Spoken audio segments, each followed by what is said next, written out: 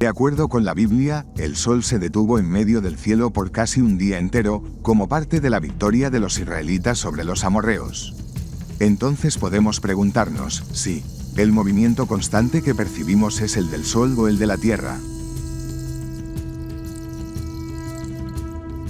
Cuando los 5 malos reyes del país de Canaán empiezan a combatir contra Gabaón, los gabaonitas mandan un hombre para que pida ayuda a Josué.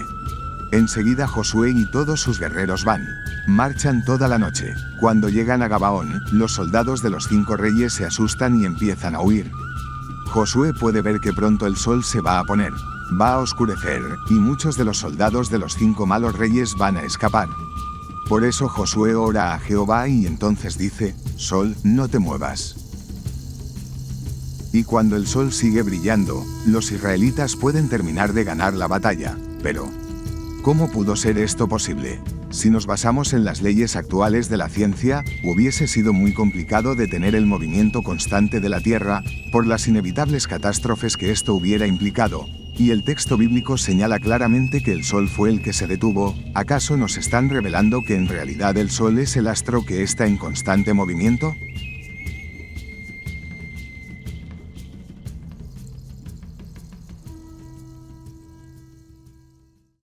Al verlas, estas langostas se parecen a caballos equipados para la guerra.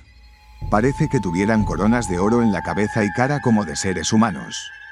Sus cabellos son como cabellos de mujer, y sus dientes, molares de león, sus pechos parecen corazas de hierro, y el ruido de sus alas, la bulla de un ejército de carros con muchos caballos que corren al combate. Tienen colas como de alacranes, y las colas aguijones para torturar durante 5 meses a los hombres. Apocalipsis 9, 7-10. En el tiempo en que esos poderosos hombres de Dios, los profetas, vieron sus visiones y revelaciones, solo habían lanzas, saetas, espadas, caballos, carrozas, etc. Estamos hablando de hasta 2500 años en el pasado. Es justo imaginarse que estos profetas, al ver en sus visiones del futuro tanques de guerra, helicópteros, aviones y otros armamentos modernos, y al no entender lo que miraban, intentaran explicar lo que sus ojos veían con el vocabulario y los instrumentos que existía en su tiempo. No dejé de imaginarme que este texto se refería exactamente a los helicópteros.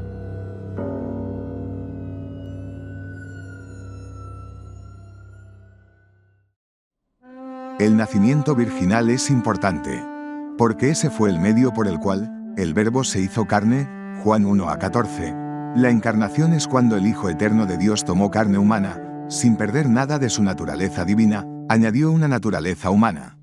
Ese evento milagroso que cambió la historia tuvo lugar en el vientre de una mujer llamada María. Pero ¿cómo pudo ser esto posible? Verad, un óvulo no puede fecundar por sí solo. María no aportó genéticamente el total a la naturaleza física de Jesús.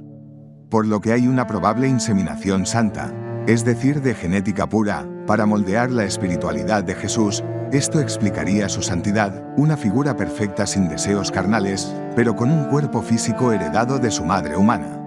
Como hemos visto en pasajes anteriores, el Espíritu Santo se podría describir como el conocimiento directo e indirecto de Dios, por el cual llegan a suceder las cosas. Llámese tecnología, fórmulas, ecuaciones, ciencia y todo lo existente y nombrado como conocimiento. Por eso el término del Verbo se hizo carne, es decir, el conocimiento mismo se manifestó físicamente.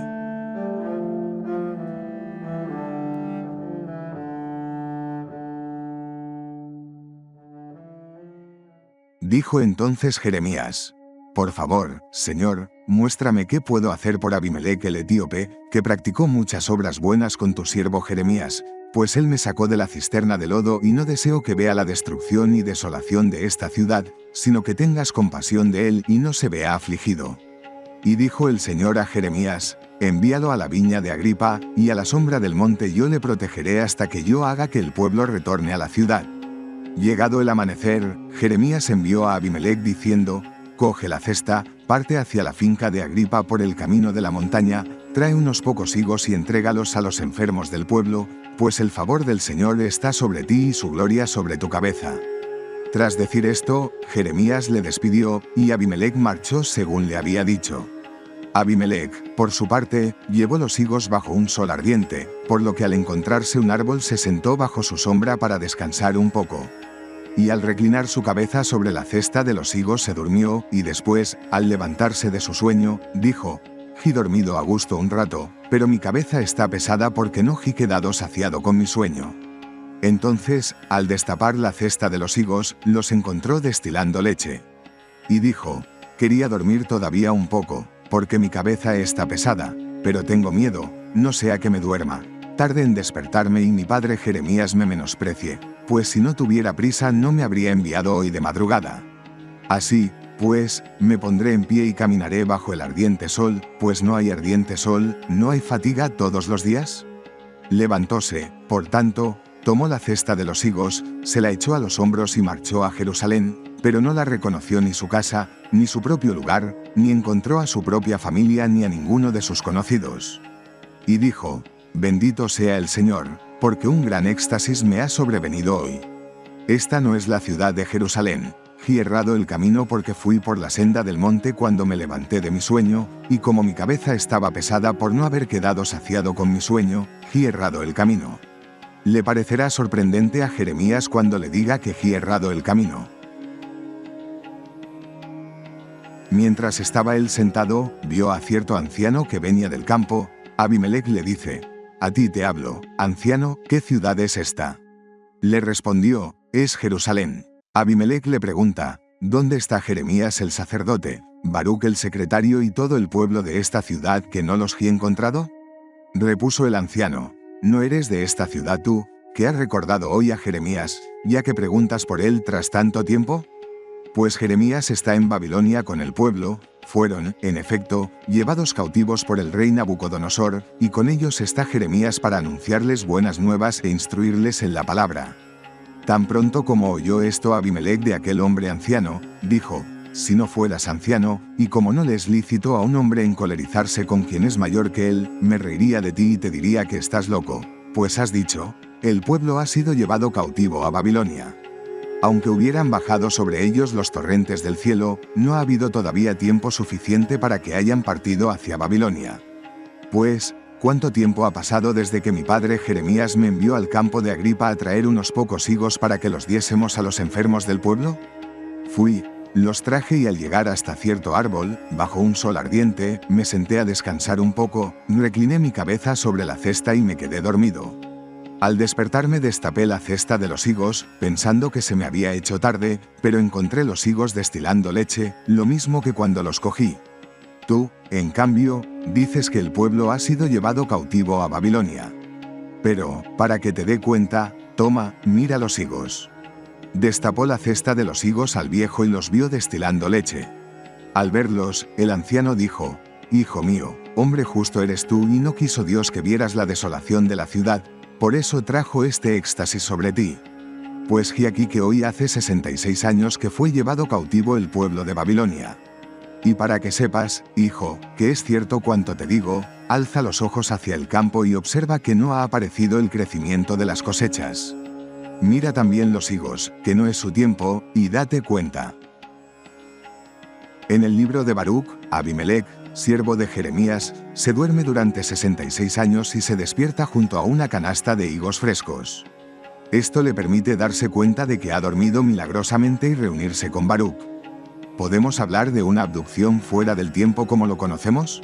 Lo que para el ser humano parece inexplicable, para Dios parece ser que no.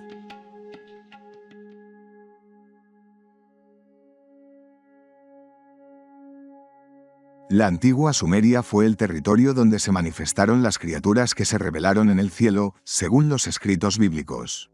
Existe un antiguo texto cuneiforme sumerio de arcilla, con una antigüedad de al menos 4000 años, el cual tiene 4 caras.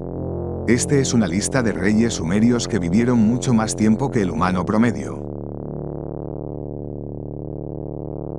El libro de Enoc afirma que Azazel enseñó toda la injusticia en la tierra y reveló los secretos eternos que estaban en el cielo, que los hombres se esforzaban por aprender.